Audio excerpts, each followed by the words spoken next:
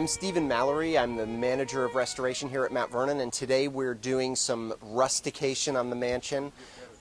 George Washington treated his buildings with an unusual finish, which was meant to look like stone. And basically boards of southern yellow pine were scored and assembled on the building to look like cut stone, and then they were painted using an unusual technique. If you'd like to take a look at how that's being done, we're doing a little bit right around the corner. So right here we have Chris applying a very sticky, thick coat of oil paint, and then while this paint is still wet, he has very little time to be able to throw the sand into the paint before it sets up and the sand won't stick. So you can see that going on right now. And sand is repeatedly thrown in, and they do it with a certain amount of force so it'll really stick. And you keep adding the sand until the surface of the paint is totally covered. And it was far less costly than if he were to actually have the building constructed completely out of local sandstone. Probably shouldn't say that it's the vinyl siding of the 1700s.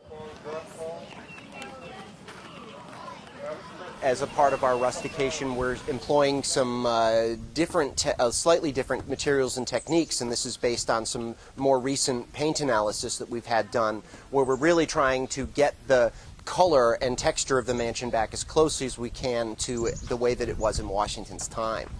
Basically, the original sand on this house was locally quarried sandstone, which he had his slaves pulverize back into sand and then apply to the house. We can't really get that sand today.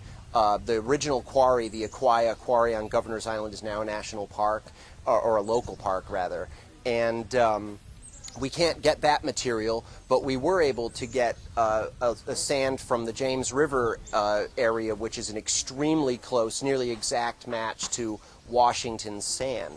It's a labor-intensive process, and it doesn't last very long. You know, in today's time, it has to be redone about every 6 years. In Washington's time, it might have lasted a little longer because the paints were a little more durable in the 18th century, but it definitely was a process that had to be maintained. We know that the building was rusticated between 1758 and 1792.